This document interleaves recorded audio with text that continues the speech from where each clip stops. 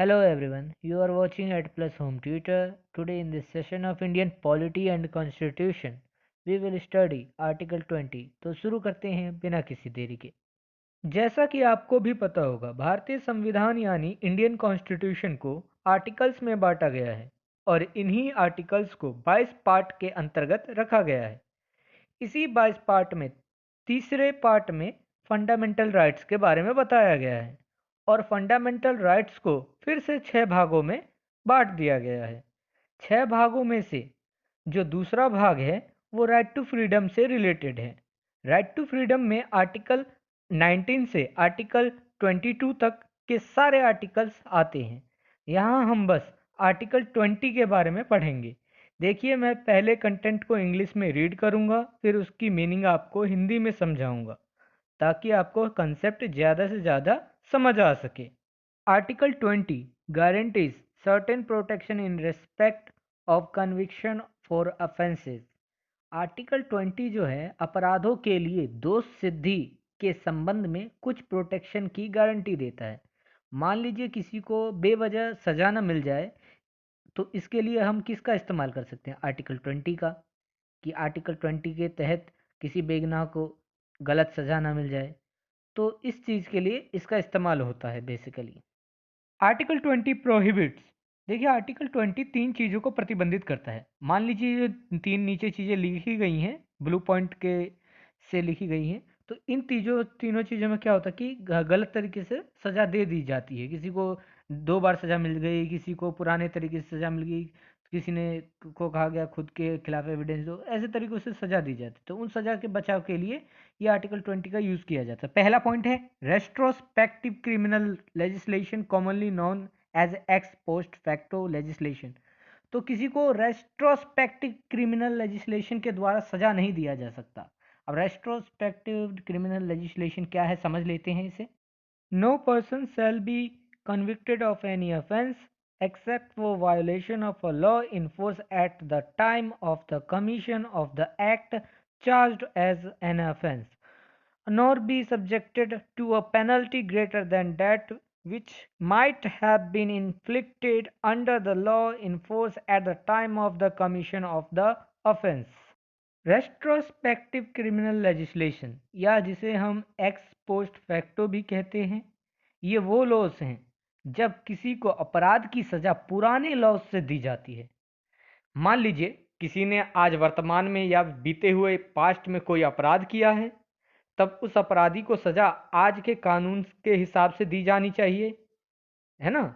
लेकिन जब पुराने के तरीकों के हिसाब से, पुराने कानून के हिसाब से उसे सजा मिलती है, तो वो रेट्रोस्पेक्टिव क्रिमिनल लेजिस्लेशन कहलाता है। मान लीजिए आपने कोई अपराध किया था 50 साल पहले, उस टाइम सजा का तरीका अलग था, ठीक है। आज सजा का तरीका अलग है और अपराधी आप आज साबित हुए हैं। उस टाइम आपने अपराध किया था, लेकिन उस जो कानून को आपको अपराधी साबित करने में आज का टाइम लग गया है। तो आपको उस टाइम के सजा के हिसाब से सजा नहीं मिलेगा, आपको आज वर्तमान के हिसाब से सजा मिलेगा। आज के हिसाब से सजा, चाहे आपने अपराध कभी भी किया हो, लेकिन सजा आज के हिसाब से मिलेगा। तो ये प्रोस्पेक्टिव है। रेट्रोस्पेक्टिव में आपको पुराने हिसाब से सजा मिलती, ठीक है। और ये देखिए, अब एक और चीज़ है इसमें, प्रोस्पेक्टिव को समझ लेते हैं। भारत में जो है प्रोस्पेक्टिव नेचर को अपनाया गया है, जिसके अनुसार अपराध किए जाने का समय कोई भी हो, आपने किसी भी अपराध समय अपराध किया हो, लेकिन सजा जो है सिर्फ आज के समय के अनुसार ही मिलेगा। तो काफ़ी कॉम्प्लिकेटेड है, लेकिन समझना होगा। पिक्चर में भी दे सकते हैं रेट्रोस्पेक्टिव, एक्स पोस्ट फैक्टो और ये प्रोस्पेक्टिव। मैंने एरो डाल के इसे बताया है कि पिक्चर से आपको ज़्यादा समझ में आए कि प्रोस्पेक्टिव मतलब वर्तमान के हिसाब से सज़ा और रेट्रोस्पेक्टिव पुराने लॉज के हिसाब से सज़ा। अपराध का समय कोई भी हो, लेकिन प्रोस्पेक्टिव नेचर ही अपनाया जाता है। चाहे आपने पास्ट में ही क्यों ना अपराध किया हो, लेकिन आज के हिसाब से आपको सज़ा मिलती है। तो रेट्रोस्पेक्टिव से बचाव करता है। ये जो है पुराने लॉज के हिसाब से सज़ा ना मिले लोगों को, आर्टिकल 20 इसको बचाता है। ये जो सेकंड पॉइंट है, इसमें बताया गया है कि आर्टिकल 20 डबल जेपार्डी की सज़ा से भी लोगों को बचाता है। अब डबल जेपार्डी और punishment for the same offence more than once में क्या है, इसे समझ लेते हैं। डबल जेopardy के अंतर्गत एक व्यक्ति को किसी पर्टिकुलर गुनाह के लिए 2 बार सजा नहीं दिया जा सकता है। मान लीजिए किसी ने कोई गुनाह किया है, तो पहले उसे हाई कोर्ट ने 5 साल की सजा मिल चुकी है और हाई कोर्ट ने 5 साल की सजा उसे सुना दी, और फिर जब मामला सुप्रीम कोर्ट में पहुंचा तो उसी व्यक्ति को 12 साल का कारावास और दे दिया गया। अब यहाँ तो उसने गुनाह तो केवल एक किया था, लेकिन सजा उसे 2 बार मिल गई।